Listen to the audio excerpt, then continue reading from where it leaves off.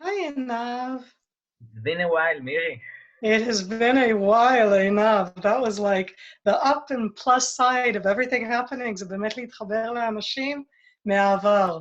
ממש ככה, אתה יודע, ברגע שאתה נתת לראות את people are still joining us, so let's say that in about 3 or 4 minutes we'll start. Bear with us.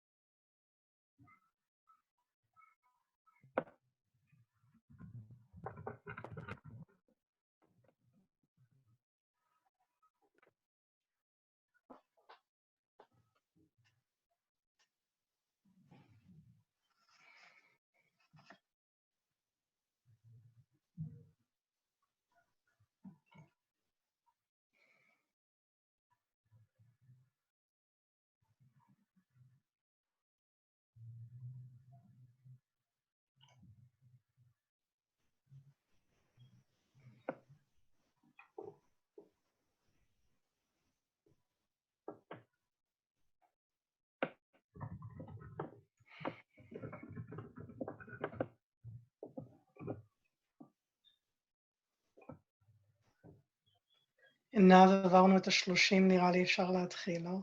כן. So we'll start then.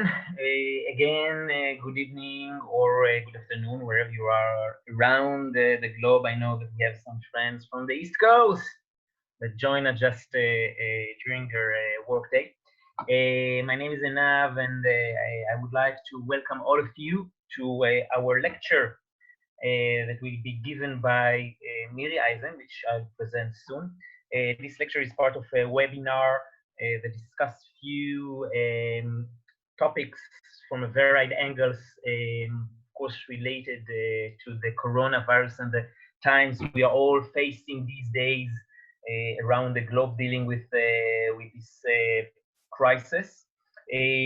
This series of webinars is part of collaboration between few organizations, Natan for International Humanitarian Action, Pierce Foundation, Seed for Society for International Development, the program in Tel Aviv University of Emergency and Situation Management in Emergency Situation, Olam, Masha, which is the Israeli Agency for Development, and Forum Dvora, which, if I may ask Tanya, their CEO, to present this forum, because our lecture this evening is part of this forum. Tanya, would you like to say a few things about the forum? Sure, thank you, Einav. Okay, so Forum Dvora is an Israeli NGO promoting women in foreign policy and national security. We're nonpartisan, and our participants come from a variety of backgrounds. We work towards the equal representation of women in decision-making positions within the security and policy-related fields, in the media, in the academy, in academic fields, and in professional panels. We aim to broaden the topics defined as national security and diversify the participants. Miri is one of the founding members of Forum Dvora, so it's an honor to have her here with us, and I'm really looking forward to hearing her speak.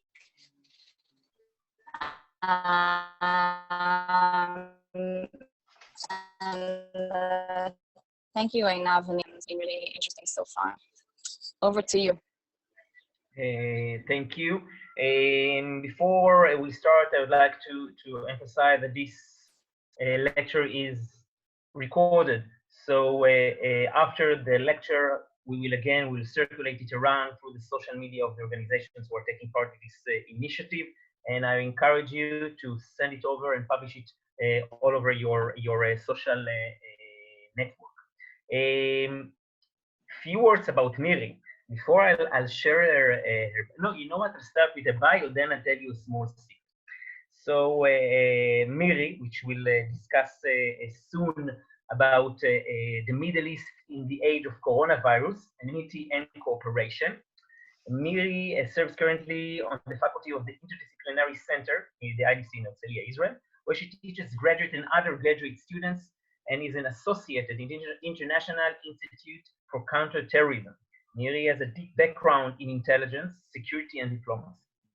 During her 20 years in the Israeli Defense Force, Miri serves as the intelligence officer in combat unit's personal assistant to the director of military intelligence and deputy head of the Combat Intelligence Corps.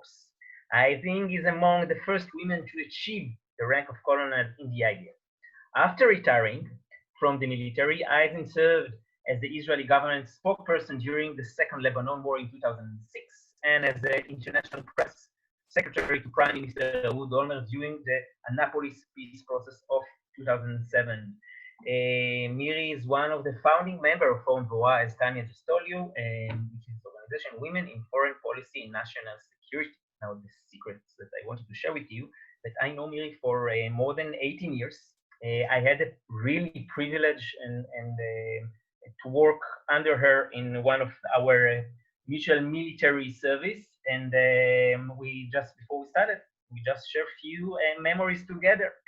So without further ado, Miri, there you go. You are welcome to start. And for you guys, if you have questions during Miri's lecture, just write it on the right-hand side of the chat, and Miri will refer to it. And after Miri will finish to talk in about 30 minutes, you'll have the option to ask questions through the mic or through the chat, and then Miri will refer to all of your questions.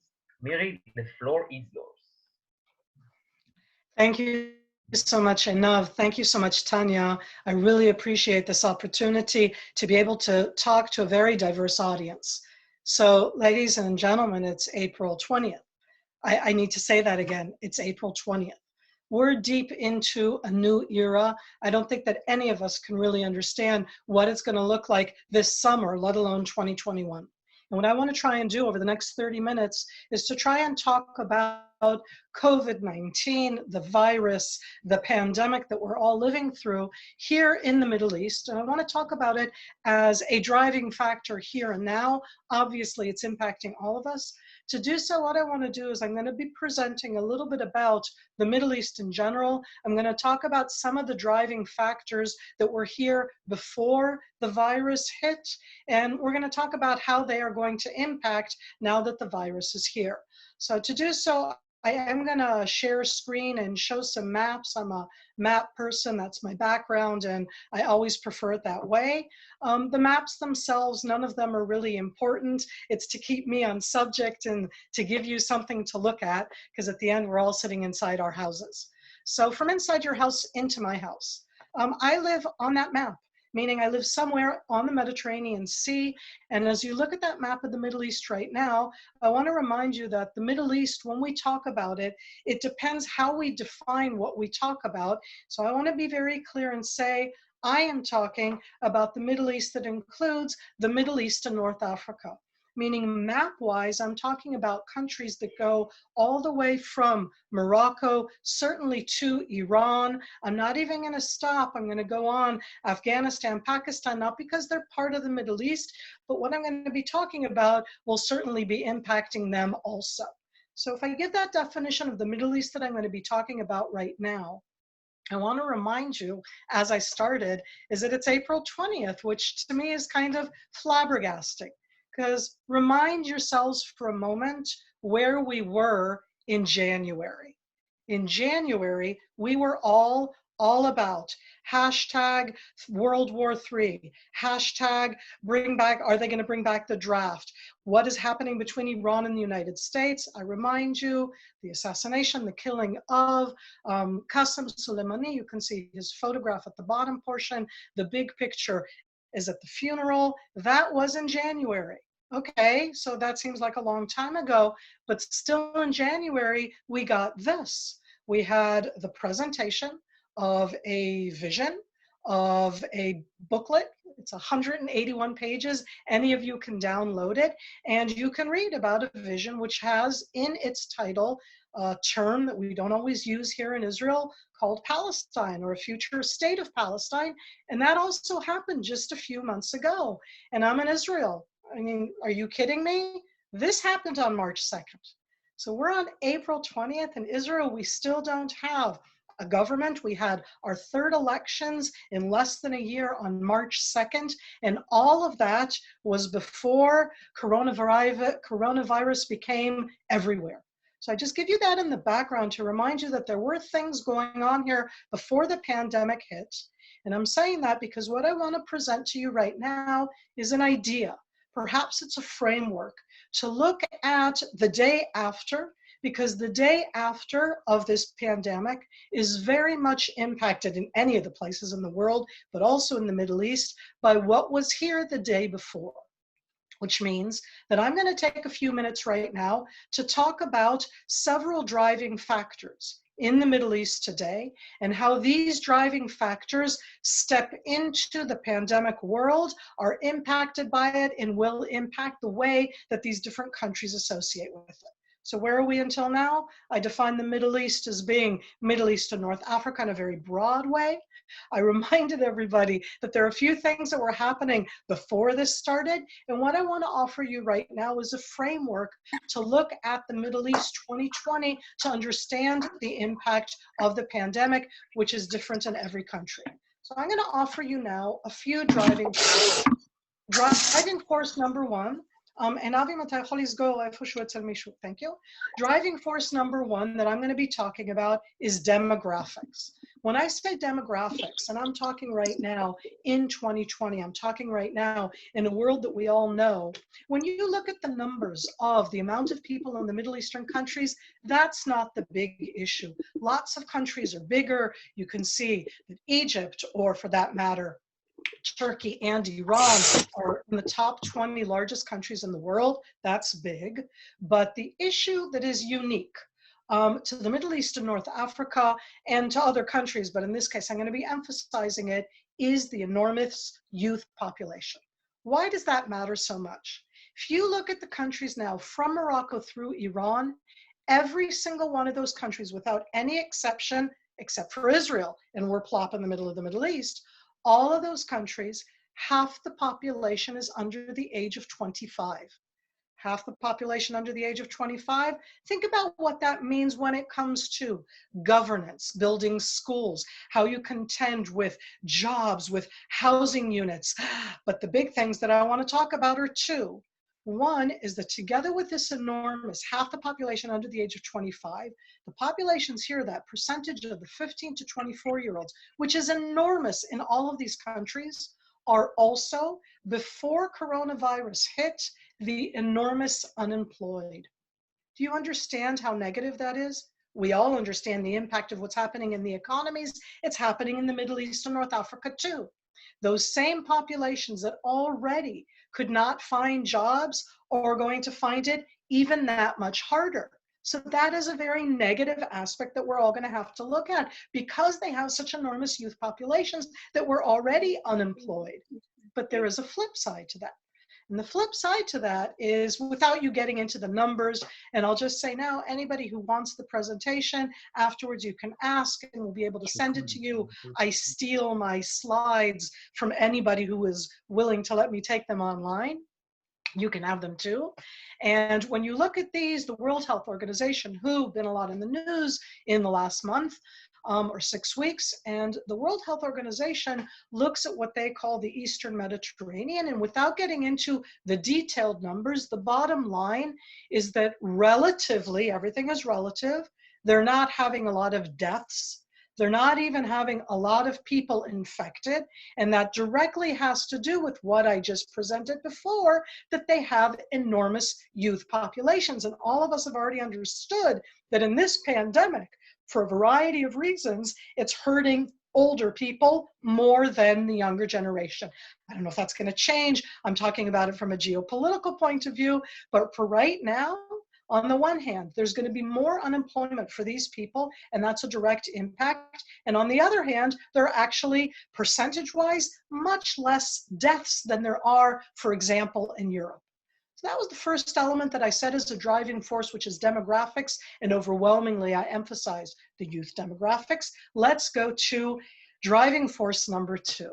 So you're all looking at this right now and thinking about it, and I'm going, wow. Do you guys know it's April? We all here in Israel, all of us 9 million, all of the 7 million more or less Jews that are in Israel of 9 million citizens, we just went through Passover. If you're here, if you're overseas, if right now you're in the United States or anywhere in Europe, anybody who is a Jew had to go through this very different Passover. Wow, was it different? The Zoom Passover, which I myself did with my family, the fact that the Western Wall is empty and you're not allowed to go there, the way that we prepared ourselves, we're all aware of that. And I go, I want to be very straight, okay? Less than 15 million Jews in the world. We're not over with our Jewish holidays. Boy, does it impact Judaism. Don't you agree? And then I go, wow, you know what's been happening over the last 2 weeks? In the last 2 weeks, we've all been following the issue of how this virus is impacting Christians. And it doesn't matter if it's Catholics and Easter that was last week, or if it's the Orthodox Church and Easter that was this week, and these extraordinary Easters. And I want to remind you that for some, like the Holy Fire Ceremony, starts in the Church of the Holy Sepulchre in Jerusalem, the capital of Israel. Is that East Jerusalem? Is it occupied Jerusalem? Suddenly, it's an event which is religious, but it's important for 2 billion Christians the whole week of Easter. And we are all focused on that. And I offer you driving force number 2. It's not necessarily about Jews. It's not necessarily about Christians. Ladies and gentlemen, it's about Muslims. When we talk right now about the world, and this is a general one, most people aren't aware of the fact that the bulk of the largest Muslim countries in the world are in Asia. Indonesia, Pakistan, Bangladesh, and India are the 4 most inhabited Muslim countries with the largest Muslim populations. Nigeria in Africa is the 5th, and only then do you arrive at Egypt. And I say that, sorry, because when we go to the Middle East of today, the Middle East, as you all kind of know from our stereotypes, is overwhelmingly Muslim, Muslim Shiite, Muslim Sunni, but I'm not going into those. I'm just talking about Muslim right now, and I'm talking about COVID-19. And I'm going to ask all of the audience here to think to yourselves right now, I went through Passover, perhaps you went through Passover or Easter, perhaps some of you are Muslim or from other religions. But ladies and gentlemen, do you guys know what's happening on Friday? Ramadan Kareem, Ramadan, or the holy month of Ramadan, the month of fasting, is going to impact horrendously from Morocco through, in this case, I would say in Indonesia, as I said, I put that broader map, these countries that are 95% Muslim, and they are supposed to fast during the day. But the term that most of you are not necessarily familiar with is the term of iftar. Iftar is the evening when you break fast. I'll put it otherwise. I'm a Jew. For us Jews, when we fast, it's all about the fast. In Islam, they fast, and it's all about the break fast. And in a beautiful way, during the month of Ramadan, that's the month when you have for 30 days, 30 nights, you're together with family, you are eating, you're doing things. What are they going to do during Ramadan? Oh, let's take this another step further. What are they going to do with Al-Aqsa? The picture that we're seeing right now is of the Dome of the Rock, not the Al-Aqsa Mosque. The area, the compound, is the Al-Aqsa compound. The Al-Aqsa compound has been closed by the Jerusalem Islamic Waqf, not by Israel, but we're the ones who implement it. So a Muslim comes to pray at the holy site at the Al-Aqsa compound. They arrive at the door. The Jerusalem Waqf have already said, the Islamic Waqf, those are the religious authorities, that they are not going to allow anybody up there. It's dangerous. But what if you get somebody who comes up and wants to go in? The police officer who will stop him from going in is going to be Israeli.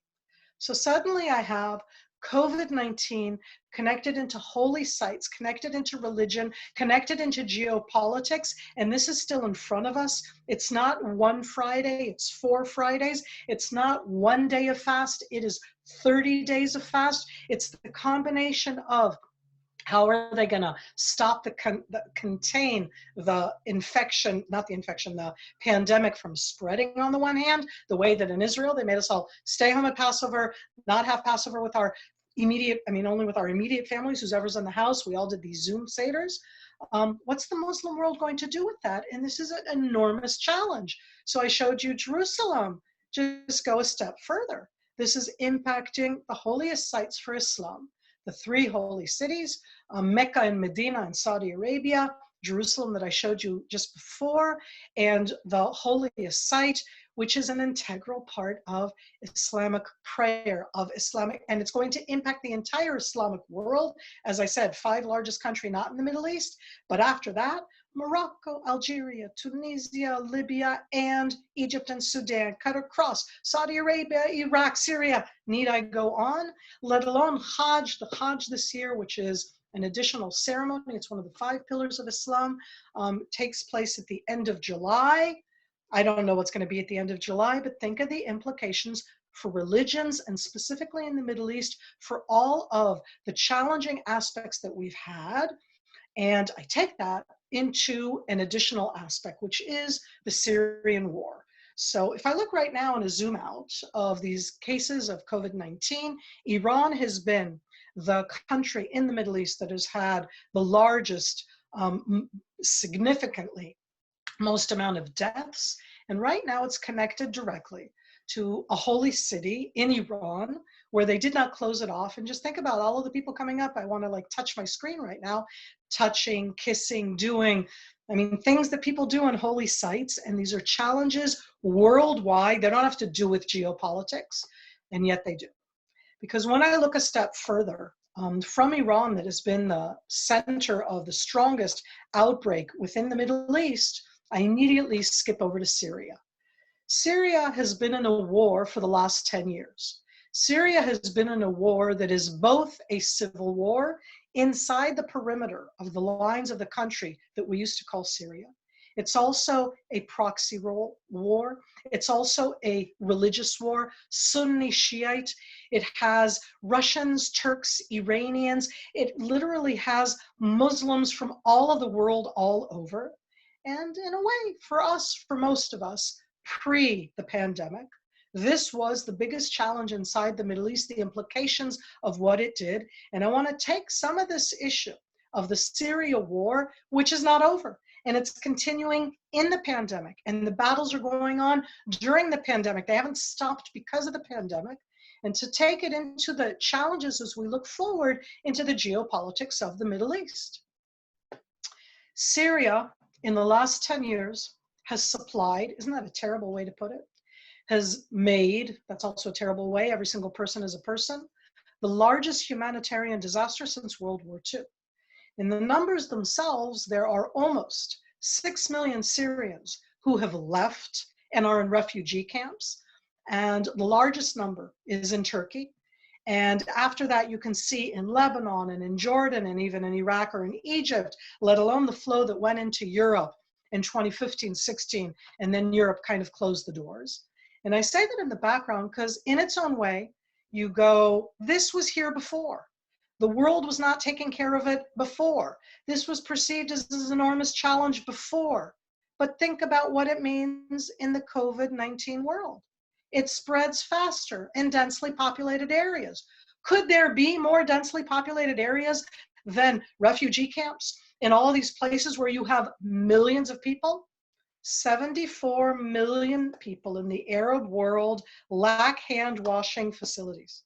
I took that off of the Associated Press just over the last few days because we don't think about the practicalities. And the practicalities when we're talking about that are not just the millions of Syrian refugees, the millions of internally displaced Syrians.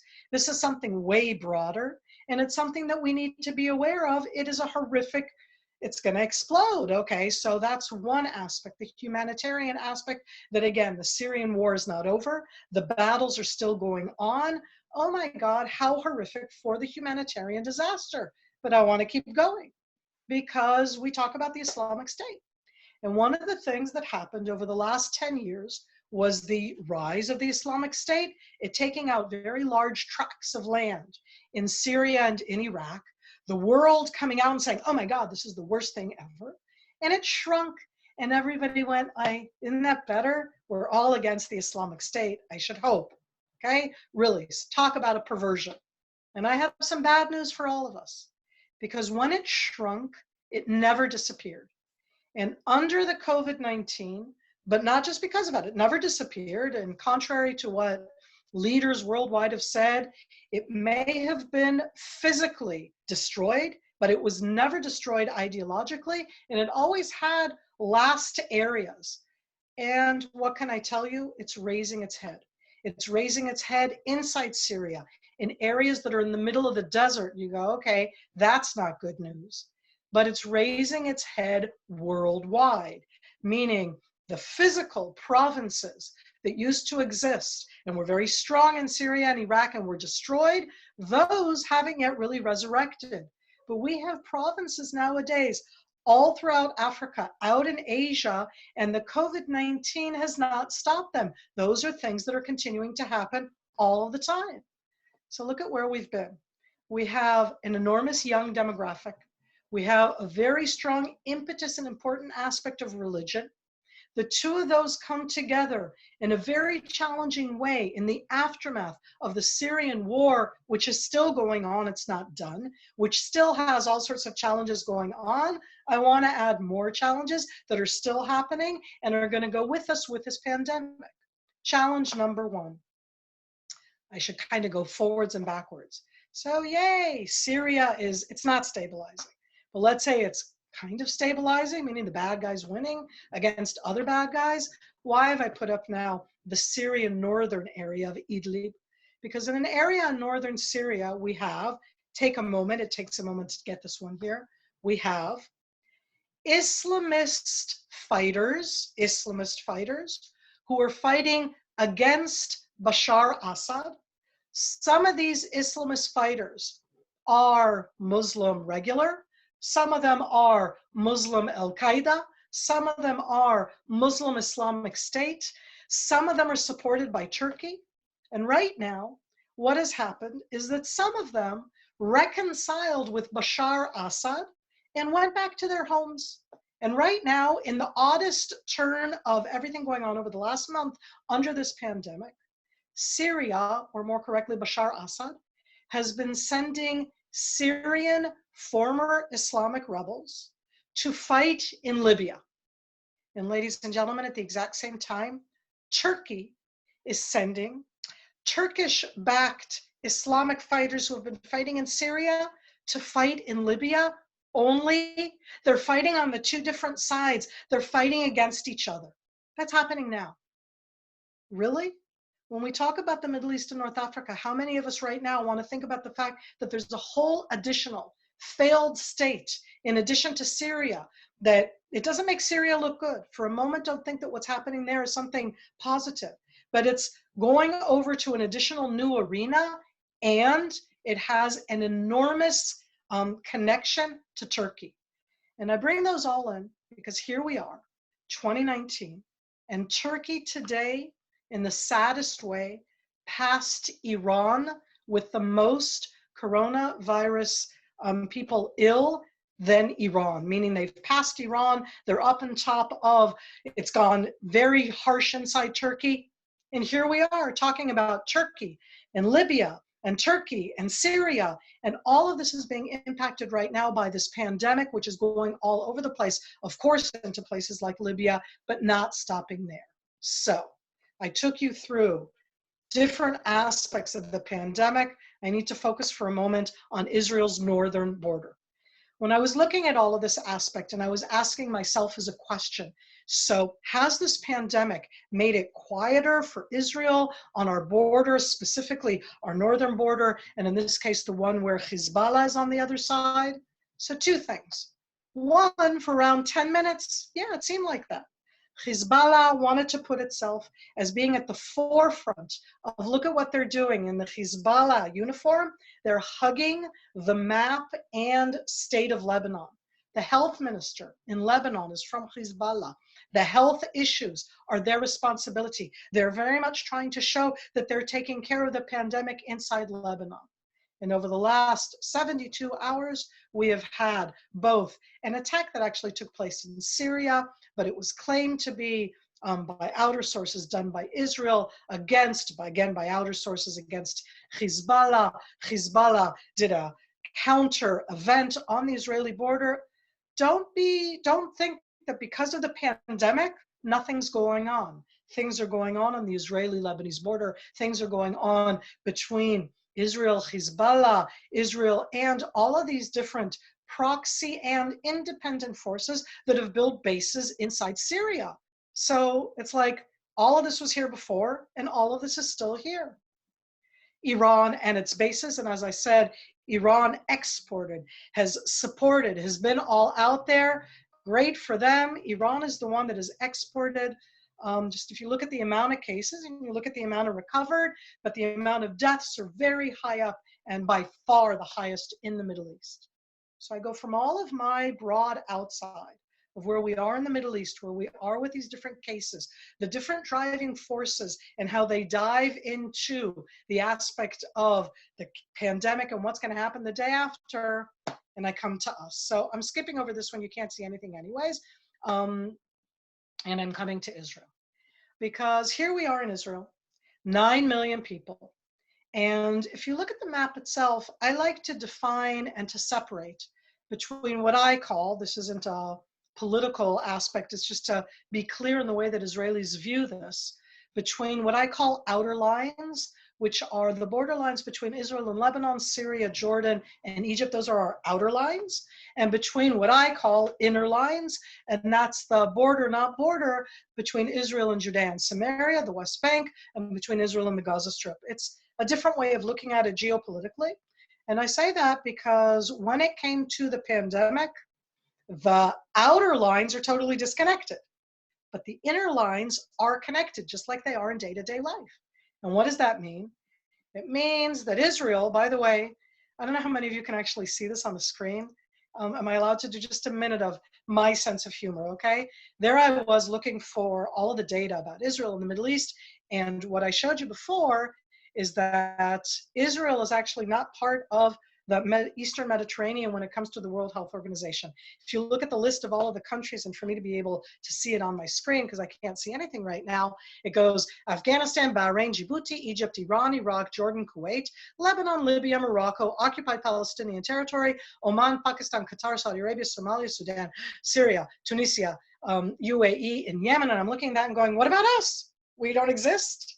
And I discovered that the World Health Organization in the Eastern Mediterranean region does not include Israel. And we're in the WHO, World Health, in the European region. And if you look on the map itself, and you see that in the middle of the map, I don't know if you guys can actually see my mouse right now, but the funny looking kind of, I looked at it and it reminded me of a seahorse, because it's in the Mediterranean Sea, surrounded by all of the white. That is Israel on the World Health Organization map of Europe. And you can see here that we're inside the 53 countries that they count inside Europe. Israel is green, which means that we're actually in good shape, that we're already keep cutting down the numbers of the pandemic itself. But when you look at that, you don't think of us that way. How does everybody think of us? They think of us not just through Israel and the deaths. I took this down this morning. I have a feeling that sadly there's already additional deaths. They look at us through the aspect of the occupied Palestinian territory, in the words of the World Health Organization.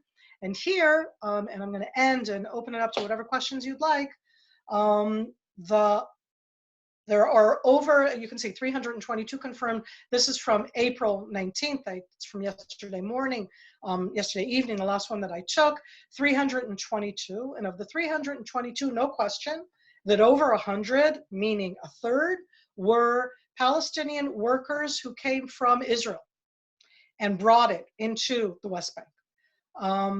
Inside the Gaza Strip, which is on the side, they have a lot less numbers. But when we look at that, state of Palestine, deaths 3, recovered 71. I'll give it to you in these terms, okay? Do we look at this right now as the United Nations, and they're not known for these type of news.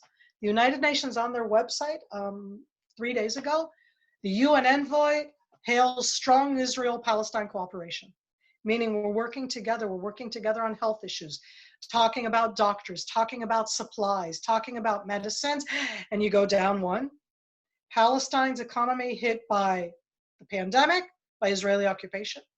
Keep on going down, Israel's blockade has kept the worst of the virus out of Gaza, but it might keep aid out too. Just look at the way in that sense that the virus itself is presented through the same old patterns of Israeli-Palestinian issues, looking at it through the eyes of the occupation. From the Israeli perspective, we're helping.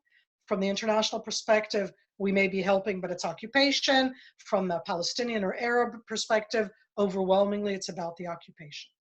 So I don't think of myself right now as having anything to say. When I was looking on how I was going to finish, I wanted something nice. And I thought, does this help to go towards that peace kind of world?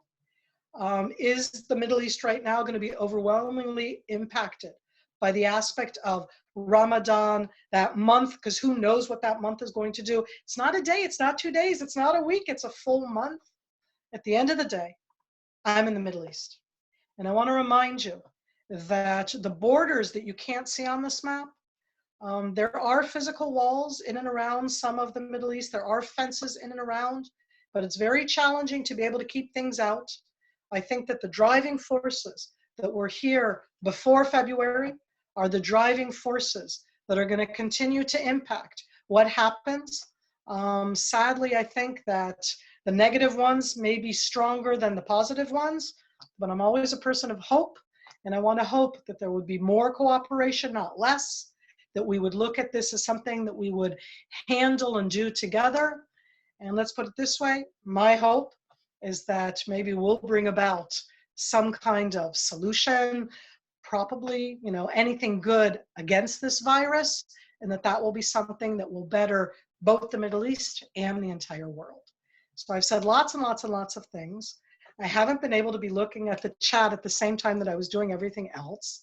I'm going for a moment to stop sharing so that I can see chat, okay? And feel free now, if you'd like to chat and send me any kind of question, please feel free. And if you'd like to raise a hand and ask a question, I think that can also be done. Yes, definitely. Okay. So guys, first of all, thank you, Miri, for this really interesting. It's easy, but it's in a way it was also disturbing a bit, if I may say. It's resonate with so many things for me as a person, but I'm quite sure that for the others with us as well. Many questions could be raised. Guys, if you have any question for Miri, this is the time. If someone wants to ask, he or she can raise the hand or write on the right hand side of the chat. Otherwise, I may have a question for you. Okay, I see Steele has her hand raised. Steele, would you like to ask? Yeah, I wanted to know, is there any practice going on vis-a-vis cooperation with the Palestinian Authority and or Gaza that can, maybe you can do something optimistic, hopefully, about some cooperation and collaboration around the coronavirus, which may lead us to healthier cooperation in the future? Absolutely. It's a wonderful question, and I'll say the following, that there absolutely is cooperation. Certainly with the Palestinian Authority in the West Bank. Now, we do not cooperate with the Hamas leadership, but we do cooperate with civil society. We've done so for the last 13 years in the Gaza Strip. And what that means is that Israel did transfer some help to the Gaza Strip. It's much more complicated when it comes to the Gaza Strip. However, lots of international organizations that want to help the Gaza Strip do so through the Egyptian side. They don't need to come through the Israeli side. They have an alternative. When I talk about the West Bank, when I talk about the Palestinian Authority, areas A, B, and C, Israeli doctors and Israeli hospitals have worked very closely with Palestinian doctors, Palestinian hospitals, explaining how to do. We have lots more. We have, we're already past, tens of thousands. I mean, what are we now, 13,000 people sick, how you do it, what you do in different ways, in supplies and in every way. So there's absolutely cooperation. Then you get to the flip side. And I'm not saying this because I'm happy about that. I'm glad that it's there, that it has to do with the framing of how you look at it. Because for the average Palestinian, cooperating with Israel is a negative thing.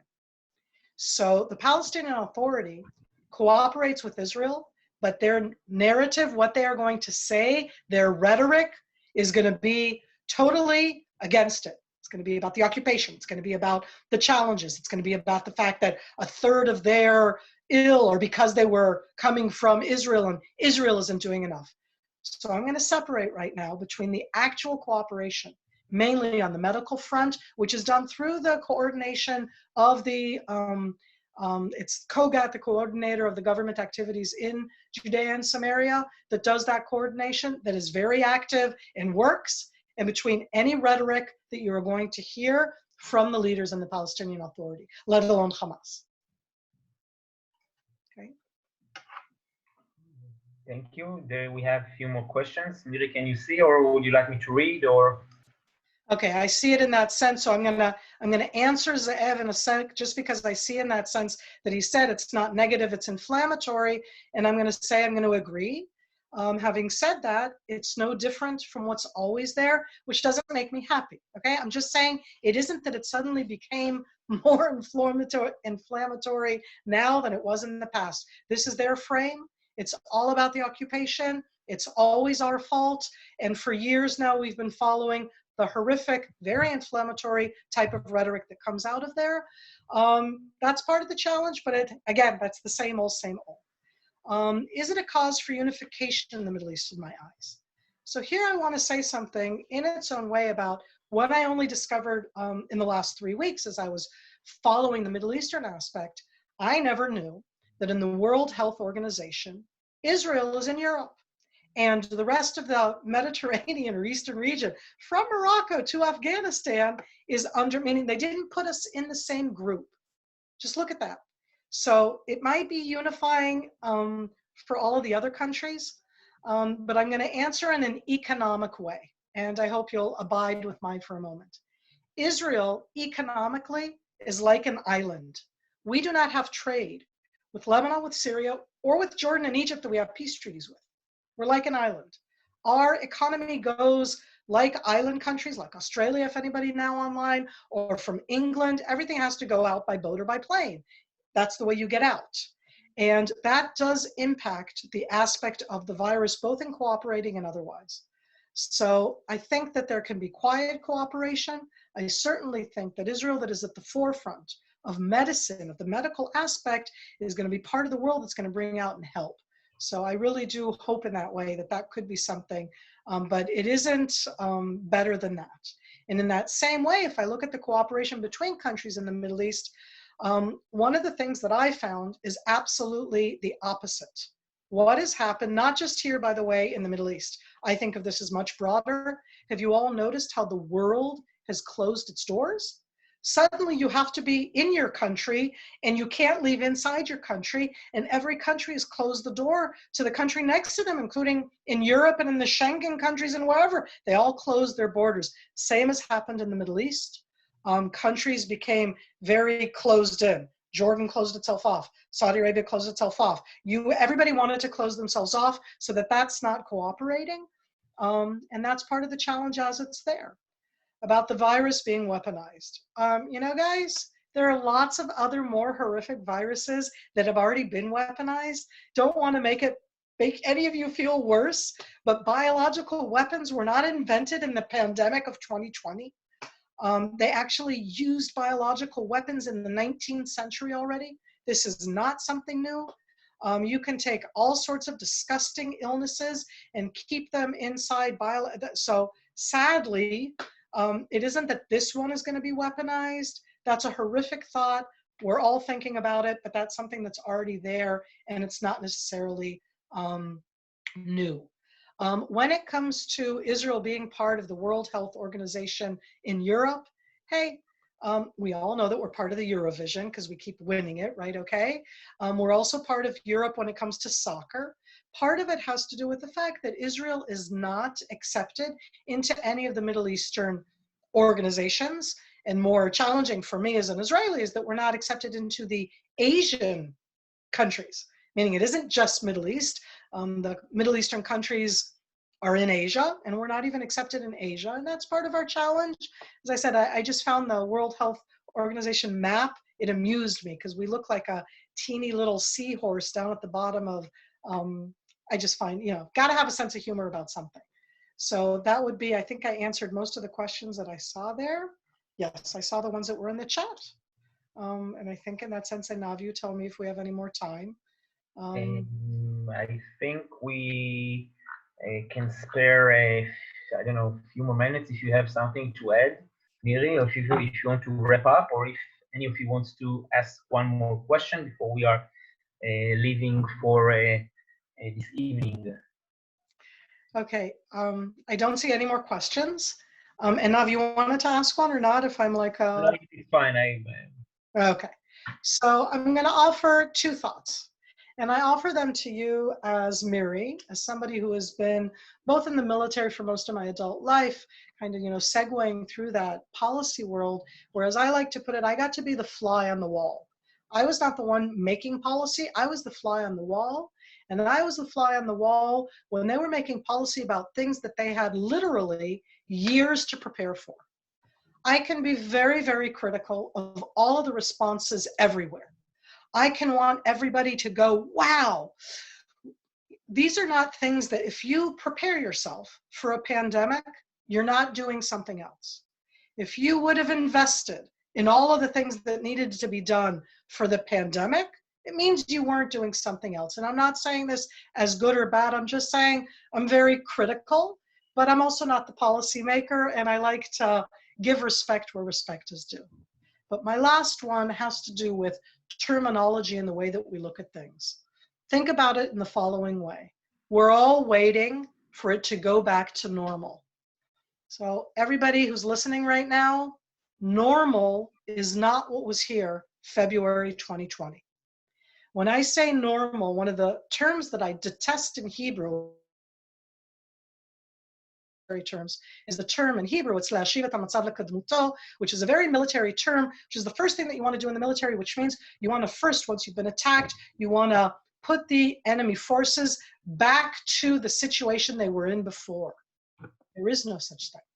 The situation of the summer of 2020 is not something that I can really assess because it isn't going to be like it was before. The change, the shift of what this has done is way beyond the regular other shifts. And because of that, I gave you some of the elements of the driving forces in the Middle East, the demographics, the religious self-identity, the aftermath of the Syrian war, which still continues, Islamic State and others, because I'm looking backwards at what was there, that's still going to be there, but I find it very challenging to be able to say what will happen this summer, let alone next year. And on that pretty realistic, hopefully not too pessimistic note, I'd just like to say thank you for listening, for taking the time, for Einav for hosting us. I'm a very proud member of the Dvorah Forum, of the Deborah Forum. I think that both in Israel and worldwide, there's one thing that we've seen in this pandemic has been world women leaders, in my opinion, have done a lot better than other leaders around the world. And I want to hope that we have more women in the room in decision making. Thank you all very, very much. Thank you. Thank you very much, Miri. And I think that we all can only agree with you. For the future, let me just say that we still don't know when we will have the next lecture, but I urge you to follow the notifications. And I'm saying again, this lecture was recorded and it will be sent over to all of you guys through the social media of the organizations that are part of this collaboration. If any of you is interested in getting in touch and ask Miri questions, and I from what I know, I guess you see she's nodding, so you can do it through Tanya, and then again, Miri can also share her slideshow. Thank you guys, and have I would like to say pleasant evening, but we are the evening of the Shoah. So I would just hope that we'll have a quiet and calm evening among us. Thank you. Absolutely. Thank you, Einav. I really should say, in Israel now, we're starting Erev Yom HaShoah. It's the Holocaust Memorial Day. So we should have a strong memory in our hearts. Toda rabba lekulam. Thank you. Thank you. Bye-bye. להתראות. Later.